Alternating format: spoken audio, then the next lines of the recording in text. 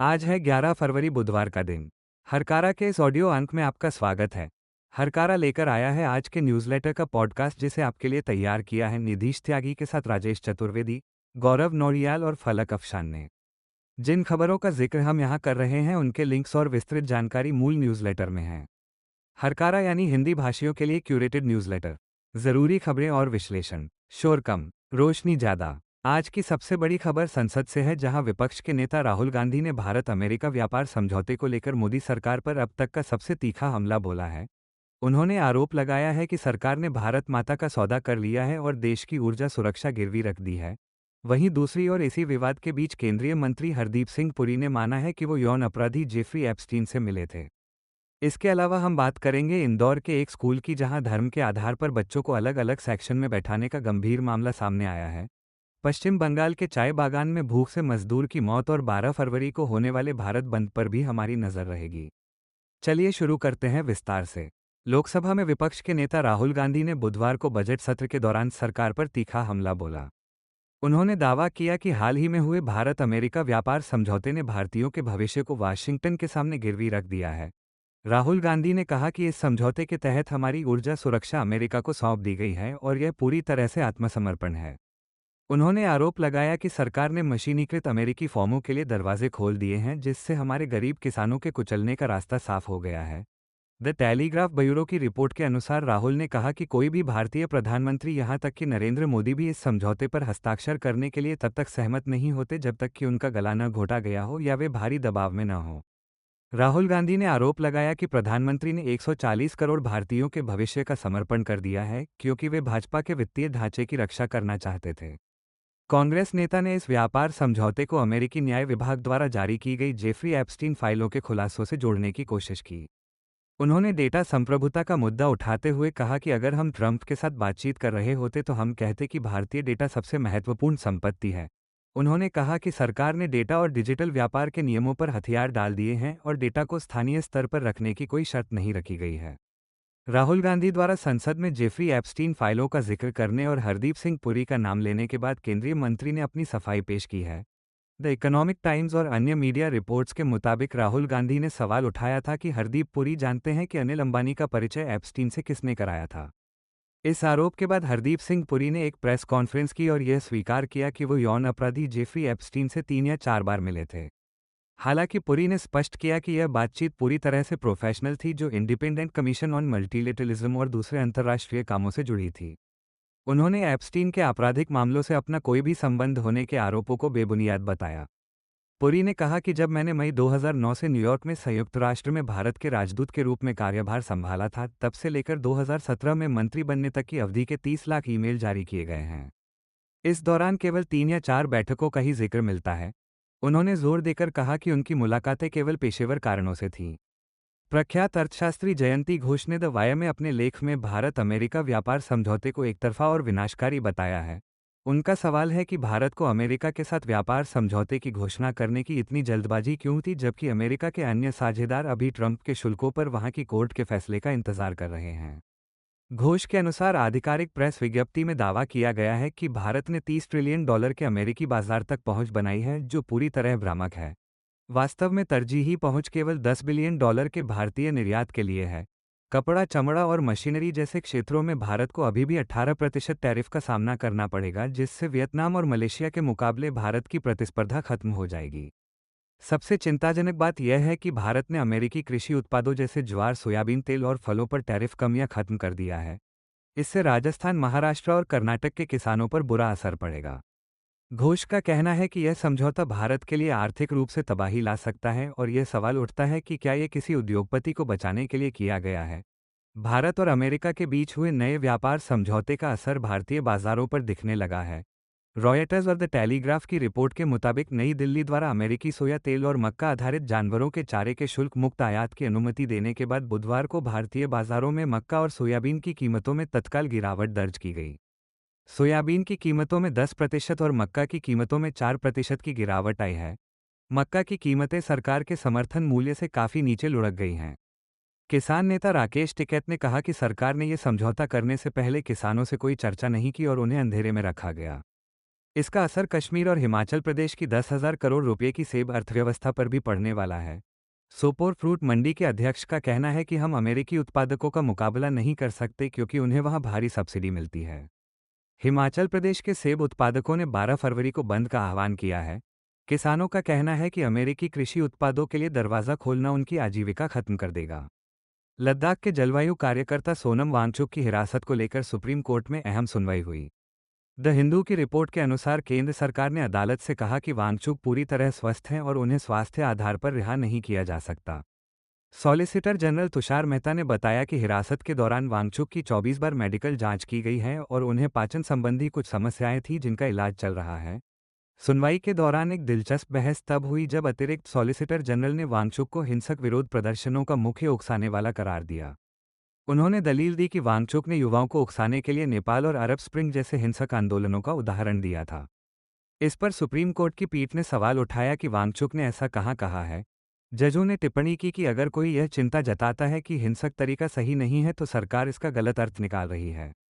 वांगचुक की पत्नी ने हैबियस कॉर्पस याचिका दायर कर उनकी हिरासत को चुनौती दी है। गुजरात के गांधीनगर की एक अदालत ने पत्रकार रवि नायर को अदानी ग्रुप के खिलाफ किए गए ट्वीट्स के लिए आपराधिक मानहानि का दोषी ठहराया है।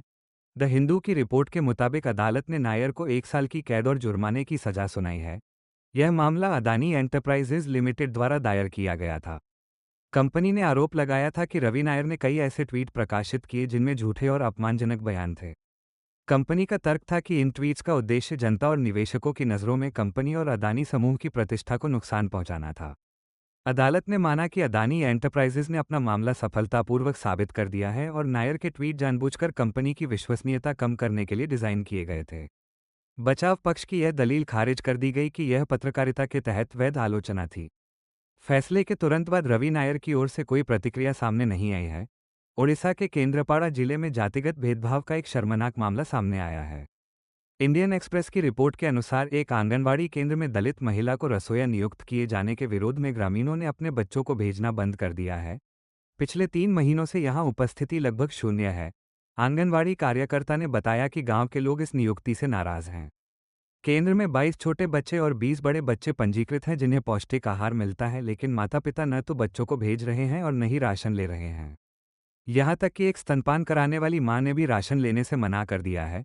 अधिकारियों द्वारा कई बार बैठकें करने और समझाने के बाद भी गतिरोध बना हुआ है। जिला प्रशासन के अधिकारियों ने गांव का दौरा किया है जिसके बाद कुछ माता पिता सहमत हुए हैं, लेकिन अभी भी पूर्ण समाधान नहीं निकला है। कलेक्टर ने कहा है कि रिपोर्ट के आधार पर आगे की कार्रवाई की जाएगी। अमेरिकी राष्ट्रपति डोनाल्ड ट्रंप ने दावा किया है कि उन्होंने शुल्कों यानी टैरिफ के माध्यम से पिछले साल भारत और पाकिस्तान के बीच परमाणु युद्ध को रोका था। पीटीआई के मुताबिक ट्रंप ने एक साक्षात्कार में कहा कि अगर वे हस्तक्षेप नहीं करते तो ये संघर्ष परमाणु युद्ध में बदल सकता था। उन्होंने कहा कि दोनों देश सच में युद्ध में उतर चुके थे और 10 विमान गिरा दिए गए थे।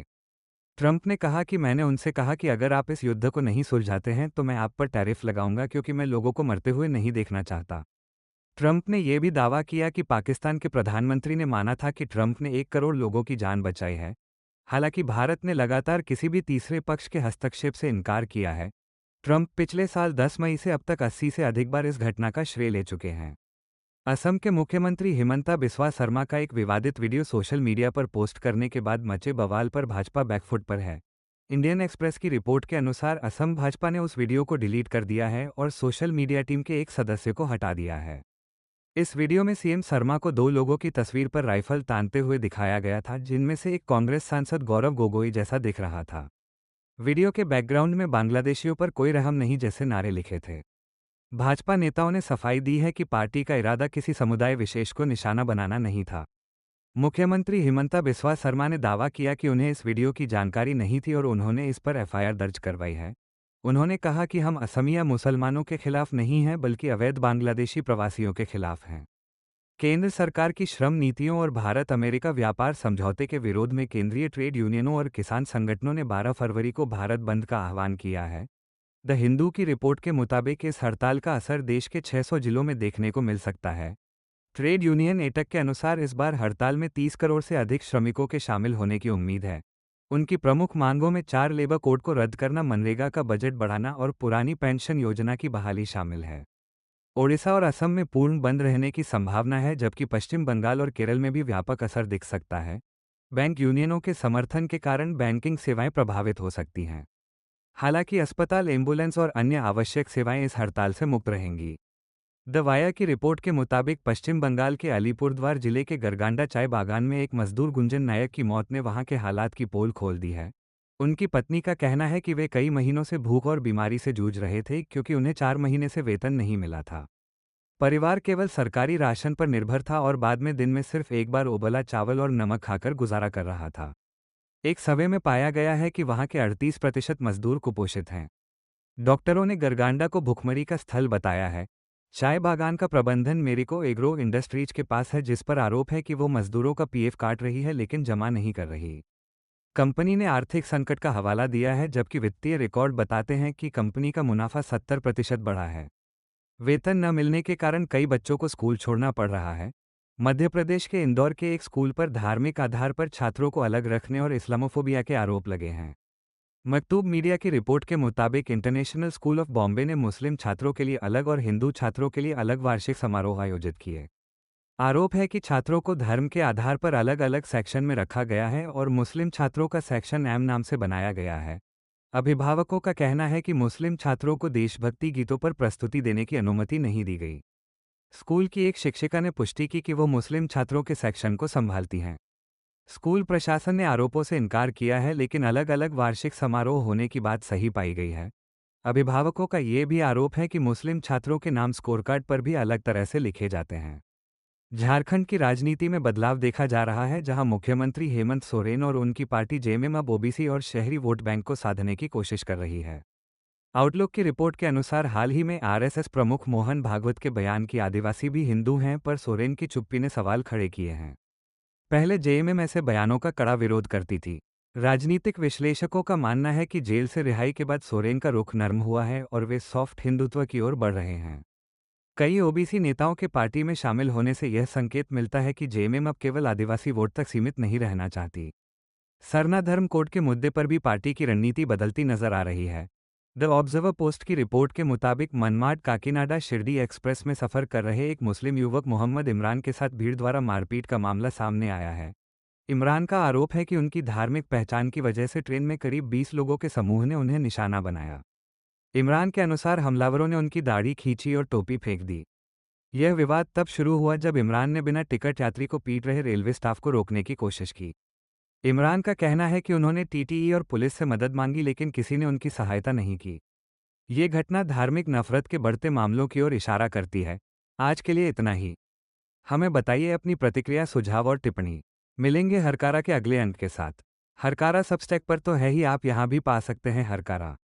शोर कम, रोशनी ज़्यादा। व्हाट्सएप पर, लिंक्डइन पर, इंस्टा पर, फेसबुक पर, यूट्यूब पर, स्पॉटिफाई पर, ट्विटर और ब्लू स्काई पर। सुनने के लिए शुक्रिया।